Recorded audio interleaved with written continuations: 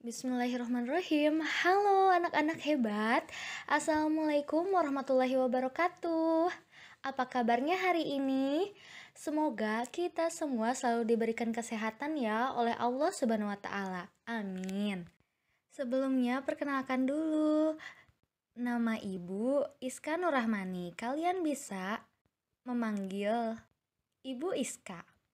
Nah, pada pembelajaran hari ini kita akan belajar bersama-sama mengenai tema 7, peristiwa dalam kehidupan, subtema 3, peristiwa mengisi kemerdekaan, pembelajaran 1 dengan muatan bahasa Indonesia, IPS, dan SBDP. Nah, sebelum pembelajaran dimulai, Ibu ingin mengingatkan terlebih dahulu nih kepada soleh-solehah di sini untuk mengisi presensi pada link yang tertera di Google Classroom. Dan juga jangan lupa untuk melakukan kegiatan pembiasaan hari ini. Sebelum belajar, siapkan terlebih dahulu buku paket, pena 5C atau tema 7, dan alat tulismu. Nah, apabila sudah siap, jangan lupa untuk berdoa terlebih dahulu sebelum belajar agar pembelajaran hari ini lancar. Mari kita buka pembelajaran hari ini dengan bacaan Bismillah. Bismillahirrohmanirrohim. Nah, kalau begitu kita langsung saja pada materi pembelajaran yang pertama. Materi pertama ada dari muatan bahasa Indonesia mengenai mengidentifikasi surat undangan. Surat undangan merupakan surat yang berisi pemberitahuan dan permintaan kesediaan seseorang untuk menghadiri suatu acara atau kegiatan. Beberapa tempat seperti sekolah dan perkantoran menggunakan surat undangan sebagai pemberitahuan. Nah, surat undangan itu menggunakan kalimat yang efektif, singkat, padat, dan jelas biasanya ya. Dan tujuannya agar pembaca memahami isi surat undangan yang diterima. Nah, surat undangan dibagi menjadi dua jenis, yaitu surat undangan resmi dan tidak resmi. Nah, berikut adalah contoh dari surat undangan resmi. Surat undangan resmi yaitu undangan yang digunakan oleh lembaga atau instansi resmi. Undangan resmi umumnya ditulis dengan bahasa resmi dan baku. Misalnya, undangan dari Kementerian Negara atau pemerintah daerah. Yang kedua, ada surat undangan tidak resmi. Nah, berikut adalah contoh surat undangan tidak resmi. Surat undangan tidak resmi yaitu undangan yang mengatasnamakan pribadi yang ditujukan kepada orang lain untuk menginformasikan kegiatan pribadi orang tersebut. Nah, di sini ada contohnya yaitu undangan ulang tahun ya. Nah, ini dia ada contohnya surat undangan ulang tahun dari Anissa untuk teman-temannya yang akan diadakan pada tanggal 25 Februari 2017, hari Sabtu, pukul 15.00 pada Jalan Mr. Iskandar 12. Kalian bisa amati ya bersama contohnya. Nah, setelah kita mempelajari apa itu pengertian dari surat undangan dan jenis-jenis surat undangan, ini ada unsur-unsur yang ada dalam surat resmi. Nah, bagian-bagian yang terdapat dalam surat resmi diantaranya ada 8. Ada kop surat, tanggal surat, nomor, lampiran dan perihal surat, alamat tujuan, salam pembuka, isi surat, salam penutup, dan nama pengirim. Nah, kop surat ini berisi identitas instansi pengirim surat beserta alamat lengkapnya. Sedangkan tanggal surat menunjukkan keterangan waktu dan tempat dibuatnya surat tersebut. Nah, ada juga nomor, lampiran, dan perihal surat. Ini biasanya berisikan nomor dikeluarkannya surat oleh instansi pengirim surat tersebut ya, karena termasuk surat resmi. Nah, dan keterangan singkat mengenai maksud dari surat tersebut. Selain itu, ada juga alamat tujuan berisi identitas penerima surat. Salam pembuka berupa sapaan pengirim surat sekaligus pembuka surat. Nah, isi surat tersebut adalah pesan yang ingin disampaikan pengirim surat.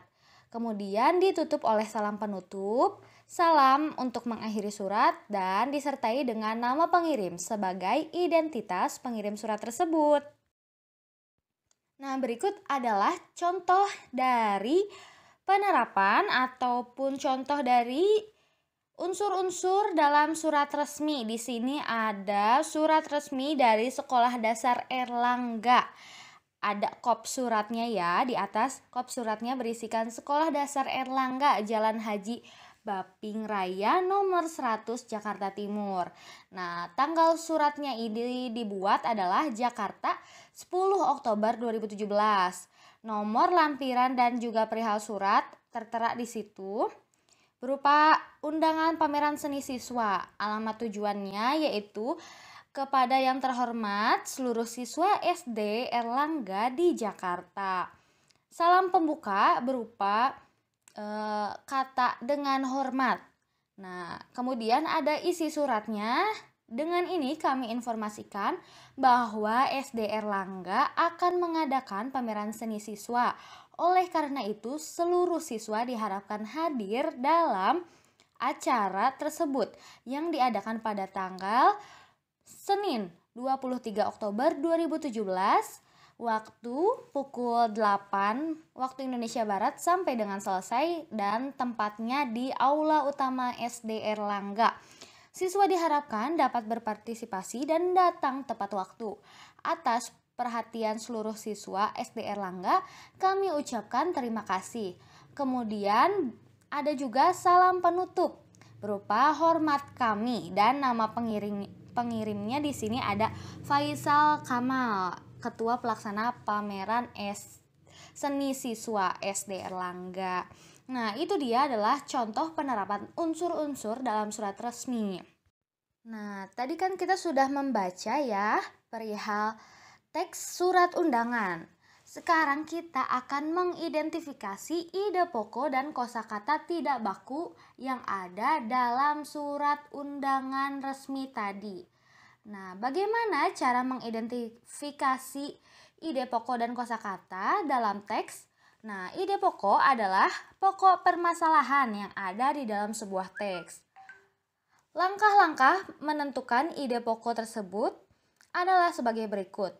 Yang pertama, membaca teks secara utuh dengan seksama, kemudian memahami topik dari teks tersebut, kemudian memahami isi dan hubungan antar kalimat dalam setiap paragraf atau dalam setiap pesan yang disampaikan. Lalu ada menentukan kalimat utama.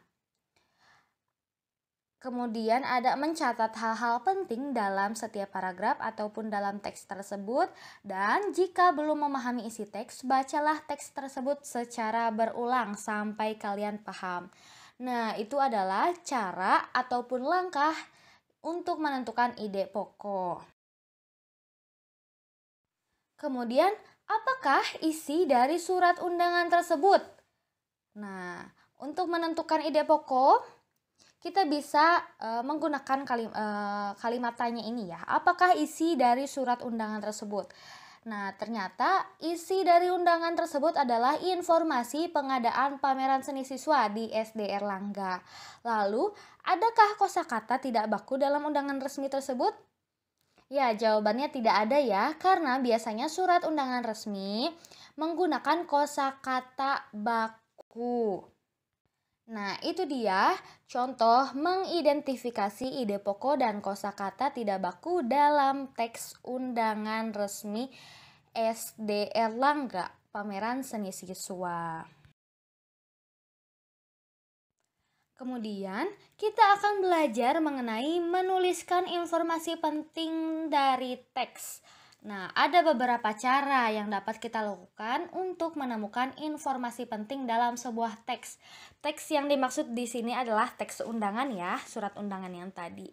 Nah, bagaimana caranya? Yang pertama ada membuat daftar pertanyaan berdasarkan isi teks. Kamu dapat menggunakan kata tanya seperti apa, di mana, mengapa, siapa, kapan, dan bagaimana. Atau biasa disingkat dengan adik Simba. Nah, selain pertanyaan-pertanyaan tersebut, kalian juga bisa menggunakan peta pikiran. Peta pikiran ini dapat membantu kita mengelompokkan informasi dalam pikiran kita secara kreatif. Nah, bagaimana cara menuliskan informasi penting tersebut? Kita akan pelajari di slide selanjutnya. Nah, coba kita perhatikan lagi ya, sambil mengingat isi dari surat tersebut. Kalian bisa membaca ulang contoh surat resmi pada slide ini untuk menjawab pertanyaan selanjutnya.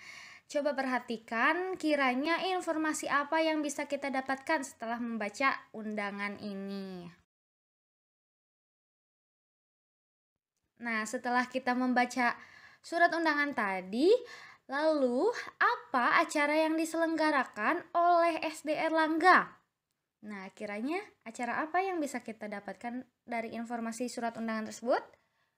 Ya, jawabannya adalah SD Erlangga mengadakan acara pameran seni siswa. Kemudian, informasi selanjutnya, kapan pameran seni siswa SD Erlangga tersebut diadakan? Jawabannya adalah pameran seni SD Erlangga diadakan hari Senin 23 Oktober 2017 pukul 8 waktu Indonesia Barat sampai dengan selesai. Itu adalah informasi kedua yang kita dapatkan. Kemudian ada contoh informasi apa lagi yang bisa kita dapatkan? Nah, kita dapat menggunakan pertanyaan di mana tempat acara pameran seni siswa SD Erlangga berlangsung? Jawabannya adalah acara pameran seni SD Erlangga berlangsung di Aula Utama SD Erlangga. Nah, ini dia adalah contoh 3 informasi yang dapat kita dapatkan setelah membaca teks berupa surat undangan resmi dari SD Erlangga. Semoga dapat dipahami ya. Nah, tadi adalah menuliskan informasi penting dalam bentuk pertanyaan. Nah, sekarang bagaimana cara menuliskan informasi penting dalam bentuk peta pikiran? Peta pikiran dapat mempermudah kita menemukan informasi penting dalam sebuah teks. Nah, langkah-langkah untuk menguraikan teks tersebut menggunakan peta pikiran adalah sebagai berikut. Yang pertama, tentukan ide pokok dari teks yang kita sajikan, yang disajikan maksudnya. Nah, kemudian catatlah kalimat penjelas dari ide pokok tersebut di dalam poin-poin.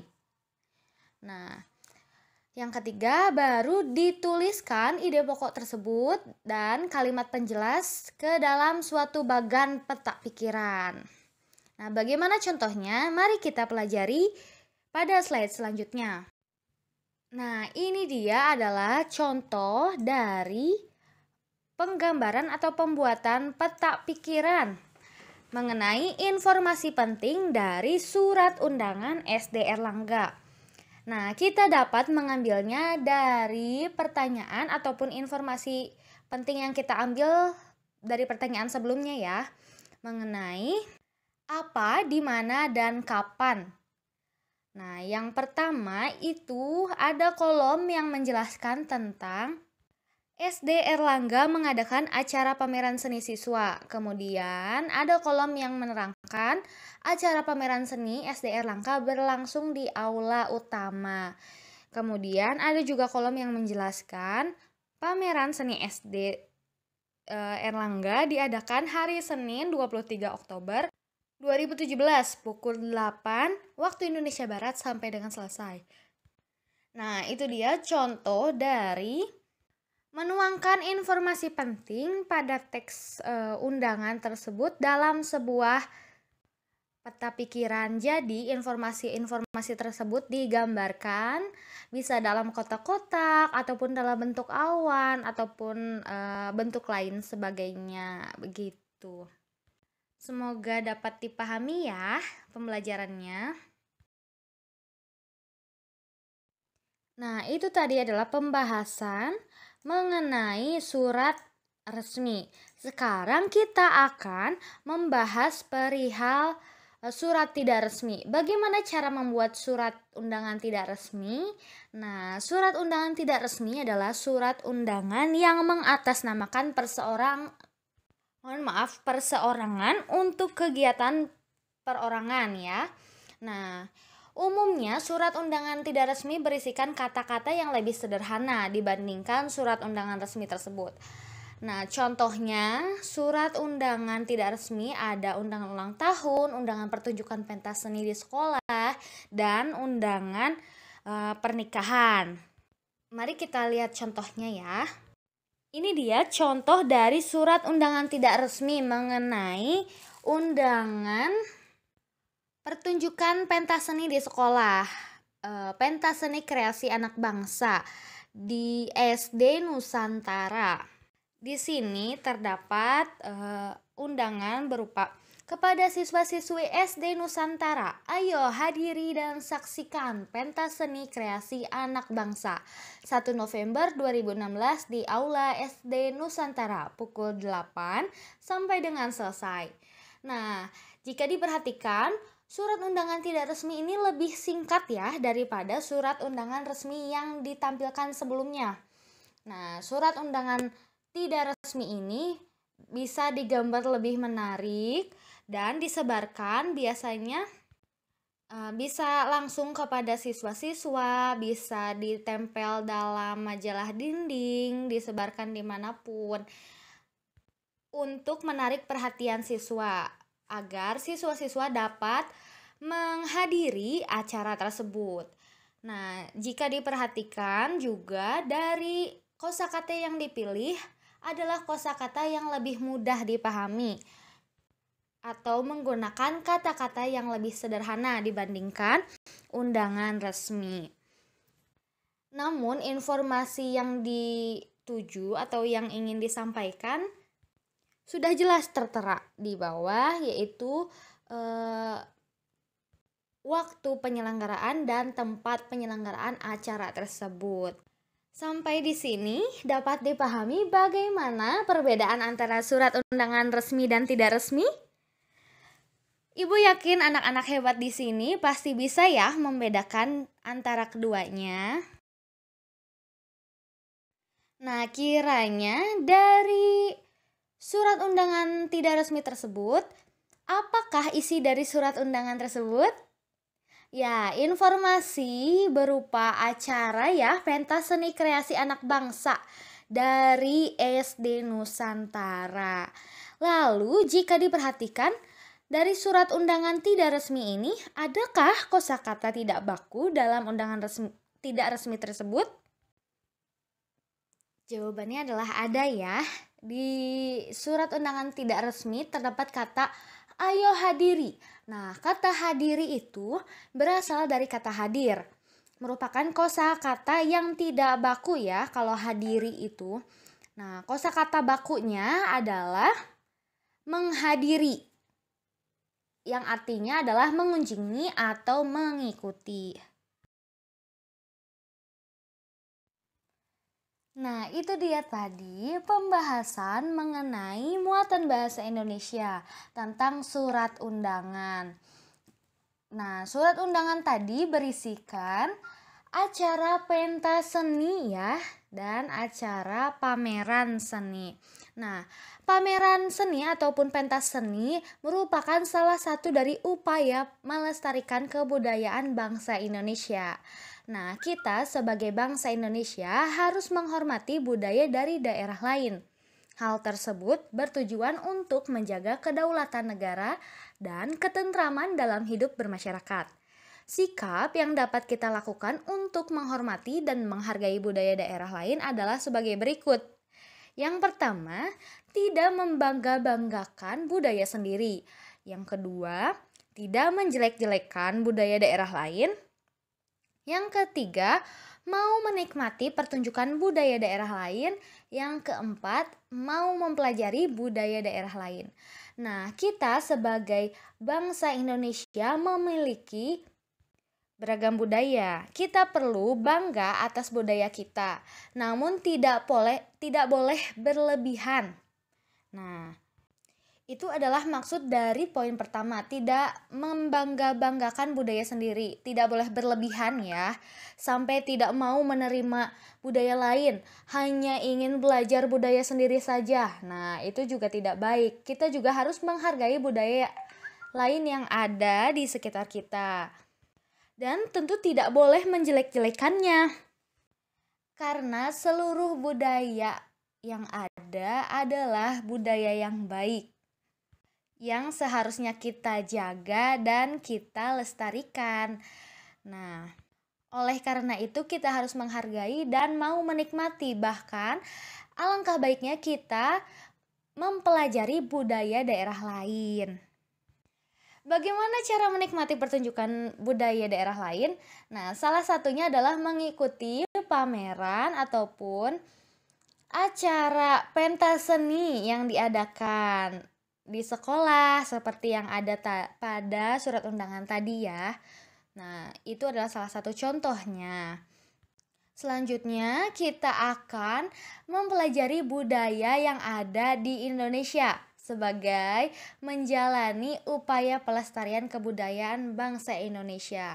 Nah, budaya apa kiranya yang akan kita pelajari? Mari kita simak penjelasan berikut. Karya seni rupa daerah. Nah, di sini ada contoh ataupun jenis-jenis karya seni rupa yang ada di setiap daerah.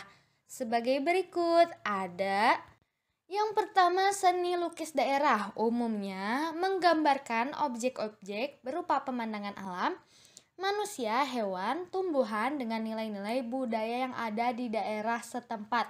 Misalnya di sini ada contoh seni lukis kemasan dari Bali.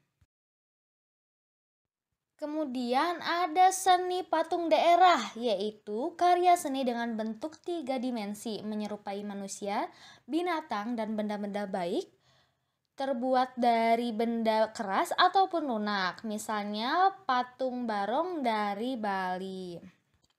Kemudian ada seni kriya atau seni kerajinan, yaitu seni dalam membuat benda-benda yang dapat dimanfaatkan dalam kehidupan sehari-hari. Di sini ada misalnya contohnya adalah seni tekstil berupa kain tenun, batik, songket, ataupun lain sebagainya. Ada seni anyam dari rotan dan seni ukir. Ini adalah contoh dari karya seni ukir ya. Nah, itu dia merupakan contoh dari karya seni rupa daerah di Indonesia. Karya adalah bentuk menyampaikan pesan melalui ciptaan. Nah, melalui karya seni lukis, seni patung, dan seni kriya, seseorang dapat menyampaikan pesan ataupun cerita. Dalam membuat karya, tentu seseorang akan melalui berbagai proses yang panjang. Untuk itu, kita wajib mengapresiasi setiap karya seni yang telah dibuat. Karya seni rupa merupakan karya seni yang dimiliki ataupun memiliki nilai estetika atau keindahan serta makna yang tinggi. Nah, setiap daerah memiliki ciri khas karya seni masing-masing, seperti lukisan kemasan yang terkenal di daerah Bali, seni batik yang terkenal dari daerah Pekalongan di Jawa Tengah, dan seni patung yang terkenal dari suku Asmat di Papua.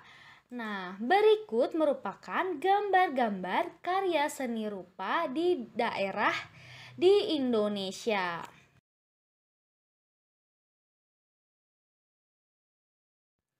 Di sini ada contohnya ya, karya seni ukir. Karya seni ukir dari pahatan kayu membentuk sebuah karya yang memiliki cerita dan makna. Di sini terlihat banyak sekali rakyat-rakyat yang sedang melakukan aktivitasnya. Kemudian di sini ada karya seni patung. Ada patung kuda dan manusia. Di sini juga ada karya seni anyaman, yang biasa dimanfaatkan atau digunakan sebagai peralatan rumah tangga. Nah, itu dia adalah contoh karya seni yang ada di Indonesia. Nah, semua karya seni tersebut tentunya perlu kita lestarikan ya, agar budaya Indonesia tetap terjaga. Nah, alhamdulillahirobbilalamin, kita sudah mempelajari mengenai surat undangan perihal tentang pameran ya, pameran seni dan juga pentas seni daerah, baik berupa undangan resmi dan undangan tidak resmi. Selain itu juga kita sudah mempelajari bagaimana cara melestarikan kebudayaan yang ada di Indonesia, serta kita juga sudah mempelajari karya seni rupa yang ada di Indonesia.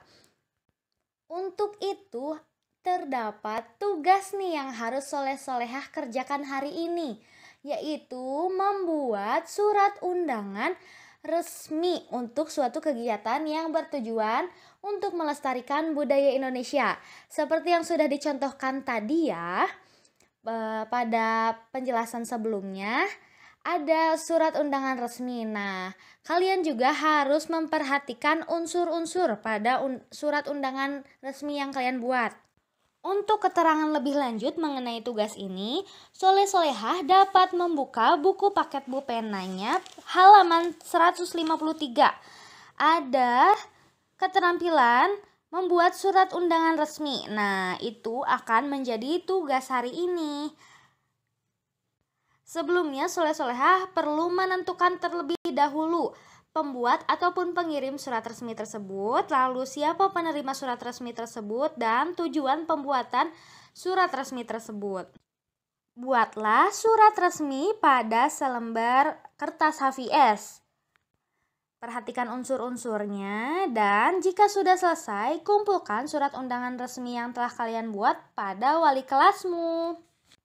Nah, itu dia tugas hari ini. Mudah bukan soleh-solehah? Ibu yakin kalian pasti bisa karena soleh-solehah di sini adalah anak-anak hebat. Semoga tugas hari ini dan pembelajaran hari ini dapat dipahami ya. Nah, alhamdulillah dengan demikian pembelajaran hari ini telah usai. Dicukupkan sampai ke pembahasan tersebut. Semoga ilmu yang dapat kita pelajari hari ini dapat bermanfaat. Dan tugasnya semoga dapat mengembangkan keterampilan dan pengetahuan soleh-solehah ya. Ibu harap soleh-solehah di sini tetap semangat belajarnya dan semangat juga mengerjakan tugasnya. Maka dari itu kita cukupkan sekian, kita tutup pembelajaran hari ini dengan bacaan alhamdulillah bersama-sama. Alhamdulillahirobbilalamin. Jangan lupa berdoa setelah belajar ya. Nah, sekian dari Ibu. Terima kasih untuk soleh-solehah yang sudah mengikuti pembelajaran hari ini. Sampai jumpa lagi di pembelajaran selanjutnya. Wabillahi taufiq wal hidayah. Wassalamualaikum warahmatullahi wabarakatuh.